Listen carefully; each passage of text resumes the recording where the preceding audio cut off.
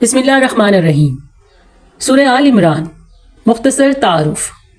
سورہ آل عمران قرآن کی تیسری سورت ہے اور یہ سورت مدینہ طیبہ میں نازل ہوئی، اس لیے مدنی سورت کہلاتی ہے۔ اس میں 200 آیات اور 20 رکوع ہیں۔ اس کا نام آل عمران ہے، یعنی عمران کے خاندان والے۔ عمران نام کی 2 شخصیات گزری ہیں، حضرت موسیٰ علیہ السلام کے والد گرامی عمران بن یسر اور حضرت مریم علیہ السلام کے والد گرامی عمران بن ماسان۔ یہاں سورت کون سے آل عمران سے موسوم ہے، اس میں دونوں احتمال ہو سکتے ہیں، لیکن اس سورت کی آیت نمبر 33 تا 37 میں جہاں آل عمران کا لفظ آیا ہے، وہاں سیاق و سباق سے یہ معلوم ہوتا ہے کہ اس سے حضرت مریم کے والد یعنی عمران بن ماسان کی آل مراد ہے۔ اس سورت کے بیشتر حصے اس دور میں نازل ہوئے ہیں جب مسلمان مکہ مکرمہ سے ہجرت کر کے مدینہ منورہ آ گئے تھے، مگر یہاں بھی کفار کے ہاتھوں انہیں بہت سی مشکلات درپیش تھیں۔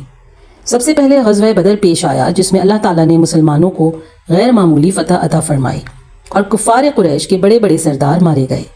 اس شکست کا بدلہ لینے کے لیے اگلے سال انہوں نے مدینہ منورہ پر حملہ کیا اور غزوہ احد پیش آیا، جس میں مسلمانوں کو عارضی پسپائی بھی اختیار کرنی پڑی۔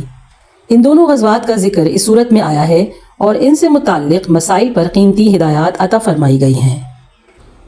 مدینہ منورہ اور اس کے اطراف میں یہودی بڑی تعداد میں آباد تھے۔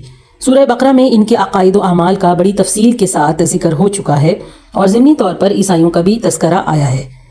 سورہ آل عمران میں اصل روئے سخن عیسائیوں کی طرف ہے اور ضمناً یہودیوں کا بھی تذکرہ آیا ہے۔ عرب کے علاقے نجران میں عیسائی بڑی تعداد میں آباد تھے۔ ان کا ایک وفد حضرت صلی اللہ علیہ وسلم کے پاس آیا تھا۔ سورہ آل عمران کا ابتدائی تقریباً آدھا حصہ انہی کے دلائل کے جواب اور حضرت عیسیٰ علیہ السلام کی صحیح حیثیت بتانے میں صرف ہوا ہے۔ نیز اس صورت میں زکوٰۃ، سود اور جہاد سے متعلق احکام بھی عطا فرمائے گئے ہیں، اور صورت کے آخر میں دعوت دی گئی ہے کہ اس کائنات میں پھیلی ہوئی قدرت خداوندی کی نشانیوں پر انسان کو غور کر کے اللہ تعالیٰ کی وحدانیت پر ایمان لانا چاہیے اور ہر حاجت کے لیے اسی کو پکارنا چاہیے۔ سورہ آل عمران کا آغاز بھی حروف مقطعات سے ہوتا ہے۔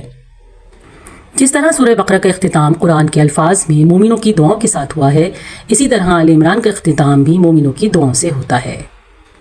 صدق اللہ العظیم۔ Narrated by سبین Abbas. ویڈیو پسند آئے تو لائک کیجیے، کامنٹ کیجیے، شیئر کیجیے اور اس چینل کو سبسکرائب کیجیے۔ جزاکم اللہ خیرا کثیرا۔